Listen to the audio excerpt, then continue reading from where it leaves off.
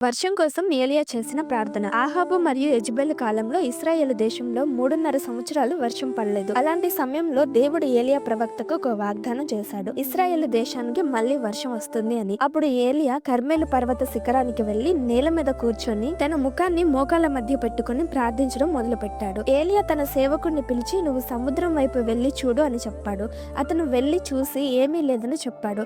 అలా 6 సార్లు జరిగింది. 7వసారి అతను చూసి, ఇదిగో మనిషి చెయ్యి అంత చిన్న మేఘము సముద్రం నుండి పైకి ఎక్కుచున్నది అని చెప్పాడు. వెంటనే ఏలియా వర్షం అడ్డగించక ముందే రథం సిద్ధం చేసుకుని వెళ్ళమని ఆహాబు రాజుకు వర్తమానం పంపాడు. క్షణాల్లో ఆకాశం మేఘాలతో నల్లబడింది. బలమైన గాలి వీచింది. భారీ వర్షం పడింది. 3.5 సంవత్సరాల కరువు అక్కడితో ముగిసింది. దేవుని శక్తి ఏలియా మీదకి రావడంతో అతను ఆహాబు రథం కంటే ముందు వేగంగా పరిగెత్తి ఇజ్రాయెల్ దేశానికి చేరుకున్నాడు. ఏలియా మనలాగే ఒక సాధారణ మనిషి, కానీ అతడు విశ్వాసంతో ఆగకుండా వర్షం కురిసే వరకు ప్రార్థించాడు. మనమైతే ఒకసారి ప్రార్థించిన వెంటనే దేవుడు సమాధానం ఇవ్వకపోతే ప్రార్థించడం ఆపేస్తాం.